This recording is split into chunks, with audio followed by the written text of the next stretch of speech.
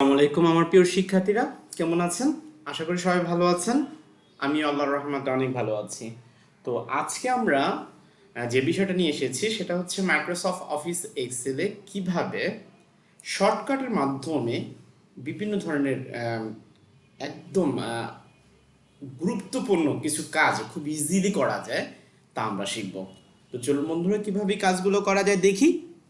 তো প্রথমে আমি যেটা করব সেটা হচ্ছে, আমরা এই যে দেখতে পারতেছি আমাদের কলামগুলা, এ কলাম, বি কলাম, আর এই যে 1 রো 2 রো, তার জাস্ট আগে এই জায়গাটা ক্লিক করব, এই জায়গাটা ক্লিক করব। এই জায়গাটা ক্লিক করলে আপনি দেখতে পারবেন খুব সহজেই।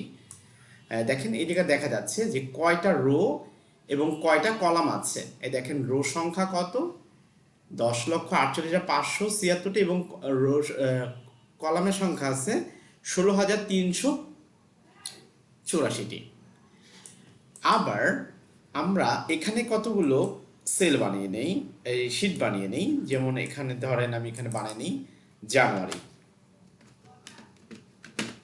জানুয়ারি, ফেব্রুয়ারি, মার্চ। তো এখানে আমি যদি কোনো কাজ করতে দেখেন, আমি যদি কন্ট্রোল বাটনটা প্রেস করে অ্যারো বাটনে ক্লিক করি, তাহলে একদম সর্বশেষ যে সেলটা, এই যে সর্বশেষ যে সেলটা 10,08,576টা না, এই ইটা আসবে, রোটায় চলে আসবে।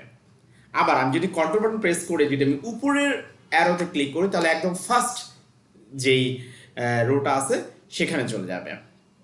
আবার এরকম করে কন্ট্রোল ধরে যে ডান দিকের যে রোটা, এই অ্যারো বাটনটা, সেখানে যদি আমি ক্লিক করি একদম সর্বশেষ যেই কলামটা আছে সেখানে চলে যাবে। আবার কন্ট্রোল ধরে যদি বাম দিকের যে অ্যারো কিটা আছে সেখানে ক্লিক করে একদম প্রথম যেই এ ওয়ানের যে এর যে কলামটা আছে সেখানে চলে আসবে। আবার আমি যদি চাচ্ছি যে অল্টার ধরে, কন্ট্রোল ধরে যদি আমি আপ ডাউন করি, এই উপর দেখতে পাচ্ছি আপ এবং ডাউন চিহ্ন আছে আমাদের কিবোর্ডে। আপে যদি ক্লিক করি, ডাউনে যদি ক্লিক করি, এখন যদি আমি এখানে এই দেখেন জানুয়ারিতে ক্লিক করছি, কন্ট্রোল ধরে আমি এখন ডাউনে ক্লিক করতেছি, দেখেন প্রত্যেকটা ঘরে যাচ্ছে। মানে আমার জানুয়ারি পরে ফেব্রুয়ারিতে, ফেব্রুয়ারিতে আমার মার্চে চলে আসলো এই যে। আবার আমি যদি আপে ক্লিক করি, দেখেন ফেব্রুয়ারিতে আসলো, আবার জানুয়ারিতে আসলো। আমার ট্যাবগুলো পরিবর্তন করে দিচ্ছে কন্ট্রোল ধরে up page, page up and page down.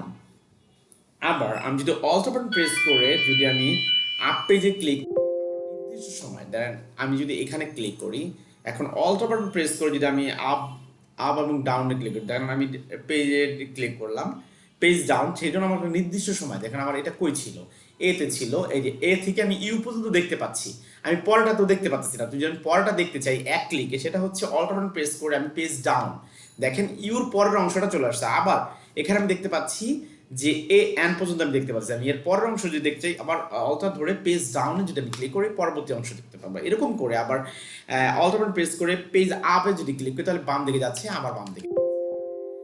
আর হচ্ছে আমি যদি, অসংখ্য ধন্যবাদ মনুষ্যকে আমাদের ক্লাসে শোনার জন্য। ভালো থাকবেন।